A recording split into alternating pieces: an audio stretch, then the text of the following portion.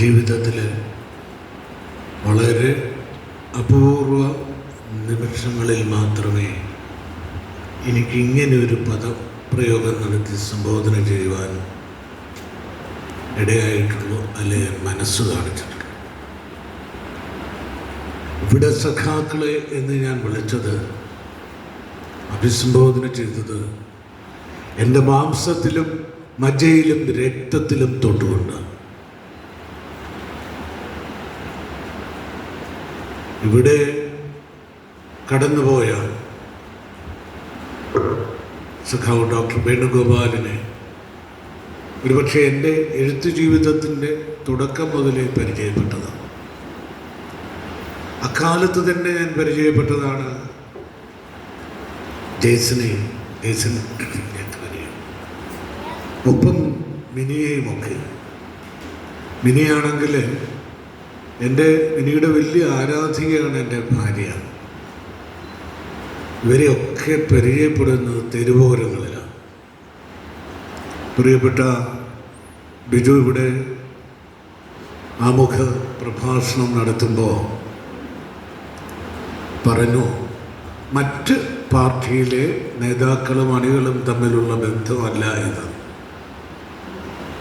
അത് 101% ശരിയാണ്. ഈ നിരയിൽ, ഈ നേതൃനിര അപ്പാടെ തെരുവിലാണ് ഇറങ്ങി ജനങ്ങളുമായി ബന്ധപ്പെട്ട തെരുവിൽ വെച്ചാണ് സർവ്വതും.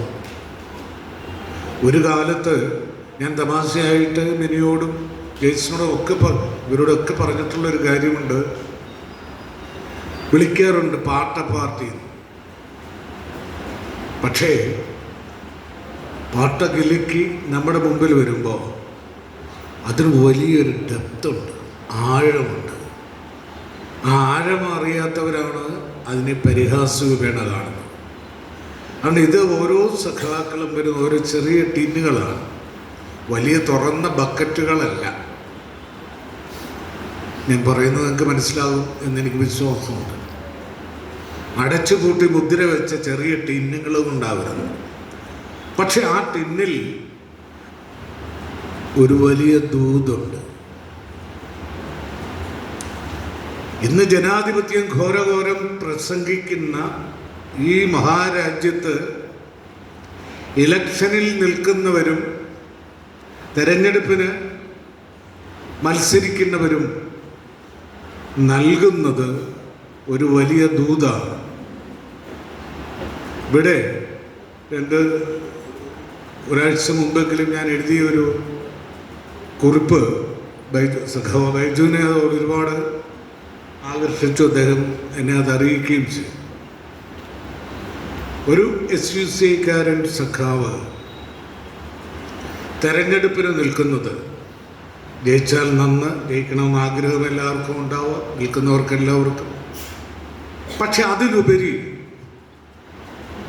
അദ്ദേഹം തെരഞ്ഞെടുപ്പിനെ ഫേസ് ചെയ്യുന്നത് ഒരു ദൂതറിയിക്കലാണ്. എത്ര പേരത് ചിന്തിക്കുന്നുണ്ടാവും എന്നെനിക്കറിയില്ല. വളരെ ചെറുപ്പത്തിൽ തന്നെ, എഴുത്തിൻ്റെ തുടക്കത്തിൽ തന്നെ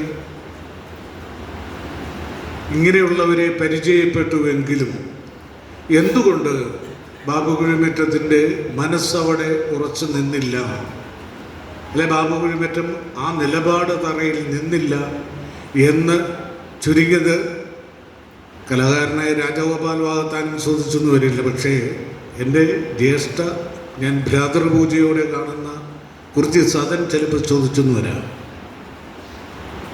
അതിന് കാരണമുണ്ട്, വ്യക്തമായ കാരണമുണ്ട്. ഒരു കലാകാരൻ പണ്ട് പത്മരാജൻ പറഞ്ഞ പോലെ, എഴുതിയതുപോലെ ഉദകപ്പോളയ്ക്ക് തുല്യമാണ്. അതിങ്ങനെ ഒഴുകി ഒഴുകി നടക്കുകയാണ്. സാക്ഷിയാണ് അയാൾ, ചില ഘട്ടത്തിലെങ്കിലും മാപ്പ് സാക്ഷിയുമാണ് അയാൾ, എഴുത്തുകാരൻ. ഈ നടപ്പ് 1, 2, 3 ഇങ്ങനെ മാറി മാറി വീക്ഷിച്ചു എന്ന് വരാം, നിരീക്ഷിച്ചു എന്ന് വരാം.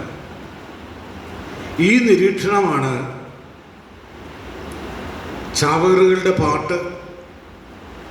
100 പേജിൽ താഴെയുള്ളൂ ആ നോവല്. ചാവേറുകളുടെ പാട്ട് ഞാൻ എഴുതുവാൻ കാരണം അതാദ്യം പബ്ലിഷ് ചെയ്ത കലാകൗമുദി വാരികയുടെ പത്രാധിപര് തന്നെ ചോദിച്ചപ്പോൾ ഞാൻ മറുപടി പറഞ്ഞു.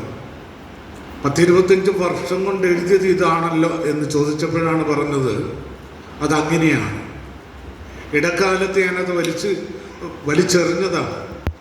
പക്ഷേ കുരിശും യുദ്ധവും സമാധാനവും എന്ന് പറയുന്ന മഹത് രചന ഈയിടെ കാഴ്ചവെച്ച ജോസ് ടി തോമസും എൻ്റെ പ്രിയ സുഹൃത്ത് ബാലേന്ദ്രൻ ചുള്ളിക്കാടും കൂടെ കുഴിമറ്റത്തെ തറവാട്ട് വീട്ടിലെത്തി മച്ചുംപുറത്തു നിന്ന് ഇത് തപ്പിയെടുത്ത് എൻ്റെ വൈഫിൻ്റെ സഹായത്തോടെ എന്നെ നിർബന്ധിച്ചാണ് രണ്ടാമത് അത് അന്ന് വലിച്ചെറിയാൻ കാരണം റഷ്യ ആണ്. റഷ്യയും സോവിയറ്റ് യൂണിയനിലെ പെരിസ്ട്രോയ്ക്കയാണ്.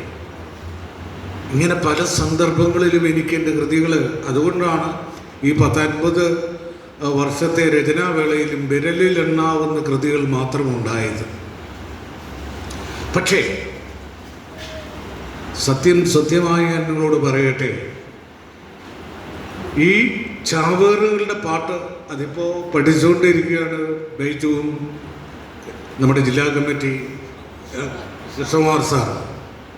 കൃഷ്ണകുമാർ സാർ 2 ദിവസം മുമ്പ് വിളിച്ച് പറഞ്ഞു, പ്രതി തിരക്കെല്ലാം കഴിയുമ്പോൾ ഇത് ഞങ്ങളുടെ കഥയാണ്, ഇത് ഞങ്ങൾക്ക് ചർച്ച ചെയ്തേ പറ്റൂ, പഠിച്ചേ പറ്റൂ എന്നൊക്കെ. കൃഷ്ണകുമാർ സാറിനെ ഞാനിവിടെ വന്നിട്ടും കണ്ടില്ല. വിളിക്കുമ്പോൾ സകുടുംബം വന്നുകൊണ്ടിരിക്കുക ഞങ്ങൾ നാട്ടിൽ. ഞാൻ പറഞ്ഞത് സഖാവെ, ഞങ്ങൾ SUCക്കാർ കോട്ടയത്ത് ഒരു അനുസ്മരണ മീറ്റിംഗ് നടത്തുകയാണ്, സാറ് വന്നെത്തണം. പറഞ്ഞത് ആരോടാണ്? കൃഷ്ണകുമാരോടാണ്. അതിന് അദ്ദേഹം ഉറക്കെ ചിരിച്ചു, ഉടനെ എത്താൻ ക്ഷമിക്കണം എന്നൊക്കെ പറഞ്ഞു. അത് മറ്റൊരു കാര്യം. ഈ നോവല് അതിനകത്ത് കഥാപാത്രങ്ങളില്ല. 1-ാമൻ, 2-ാമൻ, 3-ാമൻ, 4-ാമൻ ഒരു കേന്ദ്ര കഥാപാത്രത്തിന് മാത്രം അത് ഒഴിവാക്കാനാവാത്ത ഒരു സന്ദർഭത്തിൽ ഒരു പേരിട്ടിട്ടുണ്ട്. സഖാക്കളെ, ആ കഥാപാത്രം നിങ്ങളാണ്, നിങ്ങൾ മാത്രമാണ്. SUC എന്ന് പറയുന്ന രാഷ്ട്രീയ പ്രസ്ഥാനത്തെ നോക്കി പഠിച്ചതിൻ്റെ പരിണിത ഫലമാണ് ചവേറുകളുടെ പാട്ട് എന്ന നോവല്. 4 പതിപ്പ്, അത് പ്രഭാതും DC മാറി 4 പതിപ്പുകൾ ഇറക്കി. പക്ഷെ അത് വേണ്ടത്ര രീതിയിൽ വേണ്ട വിധം അത് വായിക്കപ്പെടാതെ പോയത് എൻ്റെയോ നിങ്ങളുടെയോ കുറ്റമല്ല, നമ്മളുടെ സാംസ്കാരിക പരിസ്ഥിതിയുടെ കുറ്റമാണ്. അങ്ങനെയാണ് ഇവിടെ ആഴങ്ങളില്ലാത്തതിനെ ഇങ്ങനെ വാഴ്ത്തിപ്പാടുന്ന ഒരു ലോകമാണിത്. ആഴങ്ങളുള്ളതിനെ ഭയപ്പെടുന്ന ഒരു ലോകമാണ് നമ്മുടേത്. ഇവിടെ ഈ ഞാൻ പറഞ്ഞല്ലോ, എഴുത്തുകാരൻ ഉദകപ്പോളം, കലാകാരൻ പൊതുവെ ഉദകപ്പോള കണക്കെ ഇങ്ങനെ ഒഴുകി മാറും. ഒരിടത്തും അവൻ ഉറയ്ക്കുന്നില്ല. പക്ഷേ വിശ്വസാഹിത്യ രംഗത്ത്, വിശ്വകലാരംഗത്ത് ആഴങ്ങളിൽ പഠനം നടത്തിയിട്ടുള്ളവർക്ക് അറിയാം, ഈ ഉദകപ്പോളകൾ അത്രയും ഒടുവിൽ ഒരിടത്തുറച്ചു നിൽക്കും. ആ അടിയുറപ്പ് ഒരിക്കലും ആർക്കും ഇളക്കാനാവില്ല. ആ അടിയുറപ്പ് നിന്ന് ഈ പ്രായത്തിൽ ഞാൻ ഉറക്കെ പ്രഖ്യാപിക്കട്ടെ, ഇന്ത്യയിൽ ഇന്ന് ഒരേ ഒരു കമ്മ്യൂണിസ്റ്റ് പാർട്ടിയേ ഉള്ളൂ, ഒരേ ഒരു കമ്മ്യൂണിസ്റ്റ് പ്രസ്ഥാനമേ ഉള്ളൂ, അത് SUC ആണ്. ഇതെനിക്ക് വ്യക്തമാക്കാൻ അഭിമാനമുണ്ട്. അതിന് തെളിവുകളുണ്ട്, കാരണങ്ങളുണ്ട്. ഇവിടെ നമ്മളേറെ ദുഃഖിതരാണ്. അത് സ്നേഹിതരുടെ, ബന്ധുക്കളുടെയൊക്കെ, നമ്മളൊക്കെ സാധാരണ മനുഷ്യരല്ലേ, വേർപാടില്ല. പക്ഷെ ഞാൻ മനസ്സിലാക്കിയിടത്തോളം, ഞാൻ പറയേണ്ട പല കാര്യങ്ങളും സഖാവ് ബൈജു നേരത്തെ കയറി പറഞ്ഞതുകൊണ്ട് എൻ്റെ അവസരം മാറിപ്പോവുകയാണ്. കാരണം ഡോക്ടർ വേണുഗോപാലിനെ പറ്റി ഞാൻ അറിയേണ്ട കാര്യങ്ങളെല്ലാം, ഞാൻ പറയേണ്ട കാര്യങ്ങളെല്ലാം കുറേ ദിവസങ്ങളായി കൃഷ്ണകുമാർ സാറും ബൈജുവാണ് നിരന്തരം ഒരു വീട്ടിൽ വരുന്നതുകൊണ്ടാണ് എന്നോട് ഇങ്ങനെ പറഞ്ഞുകൊണ്ടിരുന്നത്. അപ്പോൾ ഞാൻ അതിൽ പല കാര്യങ്ങളും എടുത്തു പറയാൻ ഉദ്ദേശിച്ചൊക്കെ അദ്ദേഹം ആദ്യം കയറി പറയുകയും ചെയ്തു. സന്തോഷമാണത്, അത് വേറെ തരം. ഡോക്ടർ വേണുവിനെയും ഞാൻ ഇങ്ങനെ തന്നെ കണ്ടിട്ടുണ്ട്. ഞാൻ ജനിച്ച അമ്മ വീട്ടിലാണ് ജനിച്ചത്. ഞാൻ ജനിച്ച സ്ഥലത്ത് തന്നെയാണ് തിരുവല്ല. ഇപ്പോൾ നമ്മുടെ ഏലിയാസ് സാറിനും വലിയ സന്തോഷമാണ്. തിരുവല്ലക്കാരെല്ലാം നല്ലവരാണെന്നുള്ള ചിന്തയിലാണ് ജനിക്കുന്നവർ. ഇവിടെ ദുഃഖത്തിന്, നമ്മുടെ ഭൗതിക ദുഃഖത്തിന് യാതൊരു പ്രസക്തിയുമില്ല. നമുക്കറിയാം, ഇന്നും നമുക്ക് ഈ ലോകത്തിന് വെളിച്ചം തരുന്ന നക്ഷത്രങ്ങൾ പലതും എത്രയോ കാലങ്ങൾക്ക് മുമ്പേ പിണ്ഡപരമായ അതിൻ്റെ ശാരീരികമായി അത് എരിഞ്ഞടങ്ങിയതാണ്. പക്ഷേ അത് നിലനിന്നിരുന്നിടത്തോളം കാലം കത്തി ജ്വലിച്ച് എരിഞ്ഞ് കത്തി ഈ പ്രപഞ്ചത്തിന് പ്രഭ ചൊരിയുകയായിരുന്നു. ഡോക്ടർ വേണുഗോപാൽ എരിഞ്ഞടങ്ങി ഭൗതികമായി. പക്ഷേ അദ്ദേഹം ഇന്നും നിലനിൽക്കുകയാണ്, ഇന്നും പ്രകാശം ചൊരിയുകയാണ്. ആ പ്രകാശധാര ഇന്നോ നാളെയോ മറ്റന്നാളോ അണഞ്ഞു പോകും എന്ന് ഞാൻ വിശ്വസിക്കുന്നില്ല. അതിങ്ങനെ ആളിക്കത്തുകയാണ്. ഡോക്ടർ വേണു മുതൽ ഇവിടെ ഇരിക്കുന്ന ജെയ്സൺ വരെ പ്രായത്തിൽ വലിയ വ്യത്യാസമൊന്നുമില്ലെങ്കിലും യഥാർത്ഥ വിപ്ലവ കാര്യങ്ങളിലെ പ്രസ്ഥാനങ്ങളുടെ കാര്യത്തിൽ എനിക്ക് ഗുരുസ്ഥാനിയില്ല. അത് പറയുവാൻ എനിക്ക് യാതൊരു മടിയുമില്ല. ആദരവോടെയാണ് ഞാനത് പറയുന്നത്. എന്താണ് പിന്നെ നമ്മൾ ചോദിച്ചു, ഇനിയിപ്പോൾ ഈ വോട്ടെണ്ണലിന് ശേഷം വിവാദമാകുമോ, എന്തെങ്കിലും കേസുണ്ടാവുമോ എന്ന് എനിക്കൊരു പേടിയുണ്ട്. പേടിയല്ല, അങ്ങനെ ഞാൻ പ്രതീക്ഷിക്കുന്നുണ്ട്. ചിലപ്പോൾ എനിക്കറിയില്ല. കാരണം ഇന്നലെ പോളിംഗ് ബൂത്തിൽ, ഞങ്ങളുടെ സിംഗവനത്തെ ബൂത്തിൽ ഒരു സംഭവം ഉണ്ടായി. അവിടെ ഞാൻ ചെല്ലുമ്പോൾ പതിവ് പോലെ ഈ പോലീസുകാർ അവരെ എല്ലാവരും ഇങ്ങനെ കൂടാറുണ്ട്, ഓടി അടുത്ത് വരാറ്. ഞാനും വൈഫും കൂടെ ആണ് പോയത്. അവിടെ ഞാൻ ഉറക്കത്തന്നെ എല്ലാവരും കേൾക്കാൻ ഞാൻ പറഞ്ഞു, ഞാൻ ഇന്ന് ടോർച്ച് തെളിച്ചാണ് ഇവിടെ വന്നത്.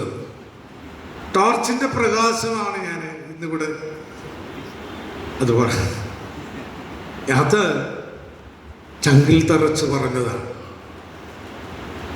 സഖാവ് ഇവിടെ ഇരിപ്പുണ്ട്. മറ്റാരുടെയും വോട്ട് കിട്ടിയില്ലേലും സഖാവിന് ഈ ഒരു വോട്ട് ഉറപ്പിക്കാം. 10,000 ലക്ഷങ്ങളുടെ ഒക്കെ വിലയുണ്ട് എന്ന് ഞാൻ ഉറപ്പിച്ച് പറയുകയാണ്. ഇത് പരസ്യമായിട്ട് പറയാൻ ഞാൻ എന്തിനു മടിക്കണം? ഇവിടെ കമ്മ്യൂണിസ്റ്റ് എന്തിനാണ് നിങ്ങൾ ഇവിടെ പലരും, നമ്മുടെ വൈദ്യുതിൻ്റെയൊക്കെ ഏറ്റവും അടുത്ത സുഹൃത്തൊരു ഡോക്ടറുണ്ട്, എസ്പുരം. ഈ അസുഖം കൊണ്ട് പെട്ടെന്ന് ഈ പേര് വിട്ടു. അദ്ദേഹം ഒരു ചെറിയൊരു പരിഹാസത്തോടെ SCCയെ പറ്റി എന്നോട് പറഞ്ഞിട്ടുണ്ട്. ഇതിൽ പെന്തക്കോസുകാർ പോലെ ഇവരവിടെ ഇവിടെയൊക്കെ ഇങ്ങനെ കൂട്ടായ്മ നടത്തുകയാണ്, ഇവരിങ്ങനെ ഓരോ സ്ഥലങ്ങളിൽ ഇങ്ങനെ കൂടുകയാണ് എന്നൊക്കെ. അപ്പം ഞാൻ പലതും അങ്ങ് ചിന്തിച്ചു. ഇന്ന് ഇന്ത്യയിലെ വിപ്ലവ പ്രസ്ഥാനങ്ങൾ അല്ലാതായി മാറുന്നത് എന്തുകൊണ്ടാണ്?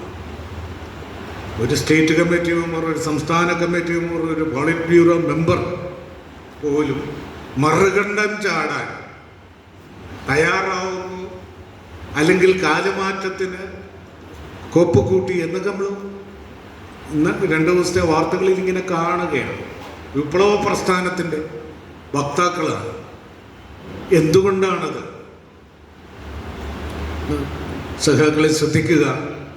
ഞാൻ ക്രിസ്ത്യാനിയായത് പോളിൻ്റെയും അറിയാമ്മയുടെയും മകനായി ജനിച്ചതുകൊണ്ടാണ്.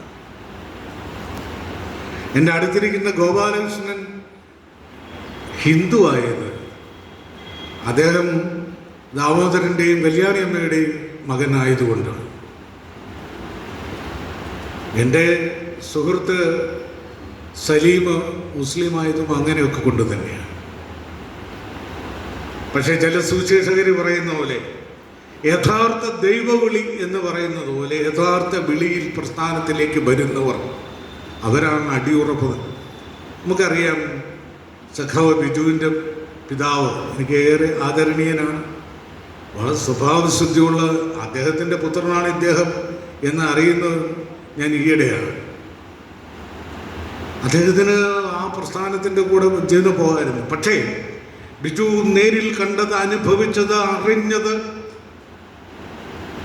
SUC എന്ന പ്രസ്ഥാനത്തെ, മുമ്പേ ഞാൻ പറഞ്ഞു ദൈവവിളി എന്ന് പറയുന്ന പോലെ കുറച്ച് പറയാവുന്ന ഒരു വിളി, ആ വിളിയിലൂടെ വരണം വ്യക്തികൾ, സഖാക്കൾ, ആ വിളിയിലൂടെ വേണം പ്രസ്ഥാനം വളരുവാൻ. അതിന് വളരെ സത്യസന്ധവും വളരെ ശാസ്ത്രീയവുമായ പ്രവർത്തനം നടത്തുന്ന ഒരേ ഒരു ഇടതുപക്ഷ പാർട്ടിയും SUC ആണ്. ഞാൻ സുഹൃത്തുക്കളോട് പറയാറുണ്ട്, എത്ര വൻമരമാകട്ടെ, എത്ര വലിയ വൃക്ഷമാകട്ടെ, ആഴങ്ങളിൽ വേരില്ലാത്തതൊക്കെ ഒരു ചെറുകാറ്റടിച്ചാൽ മറിഞ്ഞു പോകും. ഈ യാഥാർത്ഥ്യം ഡോക്ടർ വേണുഗോപാലിനെ പോലെ പ്രസ്ഥാനത്തുണ്ടായ ഏറ്റവും വലിയ നഷ്ടമാണ്. കേരളത്തിലെ ഏറ്റവും പ്രധാനപ്പെട്ട 3-4 വ്യക്തികൾ അടുപ്പിച്ച് കടന്നുപോയത്. പക്ഷേ എങ്കിലും ആ നഷ്ടം ഒരു നഷ്ടമാവാതിരിക്കാൻ ആ പ്രകാശരേണുക്കൾ, ആ പ്രകാശരശ്മികൾ ഇപ്പോഴും ഈ നമുക്ക് വെളിച്ചം തന്നുകൊണ്ട് പുതിയൊരു നിരയെ ഉയർത്തിക്കൊണ്ട് വരുന്നുണ്ട് എന്നുള്ളതാണ് ആശ്വാസകരമായത്. പറഞ്ഞു വന്നത്, എന്തുകൊണ്ടാണ് ഈ ചെറിയ ചെറിയ, മുമ്പ് ഞാൻ പറഞ്ഞ പോലെ നമ്മുടെ എസ്പിരത്തെ സുഹൃത്ത് അല്പം കളിയാക്കി പറഞ്ഞെന്ന് പറഞ്ഞാൽ, ചെറിയ ചെറിയ ഗ്രൂപ്പുകളായി ഇങ്ങനെ പ്രവർത്തിച്ചു പോകുമ്പോൾ പോലും ആ സഖാക്കളുടെ കണ്ണുകൾ ആഴങ്ങളിലേക്കാണ്.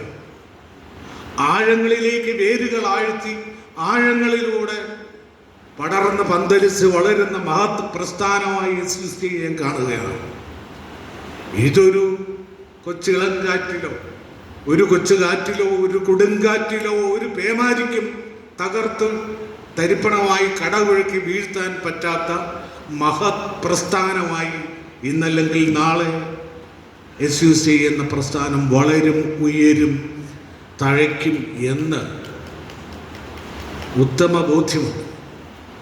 ആ ബോധ്യം നിങ്ങളുടെ മുമ്പിൽ അവതരിപ്പിച്ചുകൊണ്ട്, ആ സാക്ഷ്യം നിങ്ങളുടെ മുമ്പിൽ സാക്ഷ്യപ്പെടുത്തിക്കൊണ്ട്, വെറുമൊരു സാക്ഷിയായ, ഇന്ന് വരെ ഒരു രാഷ്ട്രീയ പാർട്ടിയിലും അംഗത്വം നേടിയിട്ടില്ലാത്ത ഈ ഉദകപ്പോള, അല്ലെങ്കിൽ ഈ സാക്ഷി, ഈ മാപ്പ് സാക്ഷി ഇങ്ങനെ മാറി മാറിയാണ് അവസാനം ഈ സത്യത്തിൻ്റെ ഭൂമികയിൽ വന്ന് നിങ്ങളെ അഭിമുഖീകരിക്കുന്നത്.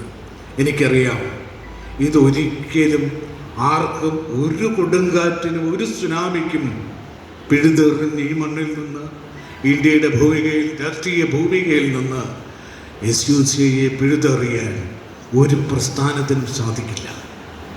ഇവിടെ രജിസ്ട്രേഷൻ ശ്രമിക്കുന്നില്ല, ഇവിടെ അഖിലേന്ത്യാ അടിസ്ഥാനത്തിലുള്ള അംഗീകാരത്തിന് ശ്രമിക്കുക. കിട്ടിയാൽ കിട്ടി എന്നുള്ള മട്ടാണ് ഇവിടുത്തെ ഓരോ സഖാക്കൾക്കും. അതാണ് എന്നെ അത്ഭുതപരതന്ത്രനാക്കുന്നത്, അത്ര നിശ്ചയദാർഢ്യത്തോടെ. കാരണം നാം കാണുന്ന ജനാധിപത്യം മറ്റൊന്ന്, നാം കാണുന്ന ജനഹിതം വേറൊന്ന് എന്നുള്ള അടിയുറച്ച വിശ്വാസത്തിലൂടെ മുമ്പോട്ട് പോവുകയാണ്. ഈ മുന്നേറ്റവും ഈ പ്രവർത്തനവും ആഴത്തിൽ മനസ്സിലാക്കാൻ എന്നെപ്പോലെ എളിയവനായ എന്നെയും എന്നെപ്പോലുള്ള കൊച്ചു കൊച്ചു മനുഷ്യരെയും പ്രേരിപ്പിക്കുന്നത് ഡോക്ടർ വേണുഗോപാലിനെ പോലുള്ള സഖാക്കളുടെ ധീരമായ പ്രവർത്തനമാണ്. ധീരവും ഒപ്പം ത്യജിക്കപ്പെട്ട ഇതുമായ, അത് ബൈജു ഇവിടെ പറഞ്ഞു കഴിഞ്ഞു. വ്യക്തിയും പ്രസ്ഥാനവും രണ്ടാകാതെ ഒന്നായി കാണുന്ന ഒരു വല്ലാത്ത തലം പല SUC നേതാക്കളെയും അങ്ങനെയാണ് കാണുന്നത്. ഇവരുടെ വ്യക്തി ജീവിതത്തെപ്പറ്റി അവർക്ക് ചിന്തയേയില്ല. ഡോക്ടർ മിനി പോലും ഇവിടെ എന്നെ പോരുമ്പോൾ എൻ്റെ വൈഫ് പറഞ്ഞു വിട്ടു, മിനിയെ കാണുമ്പോൾ എൻ്റെ ഇത് നമ്മൾ അതിനന്ന് പോയില്ലല്ലോ, അതൊക്കെ അങ്ങനെയുള്ള ദുഃഖങ്ങളൊക്കെ രേഖപ്പെടുത്തണമെന്ന്.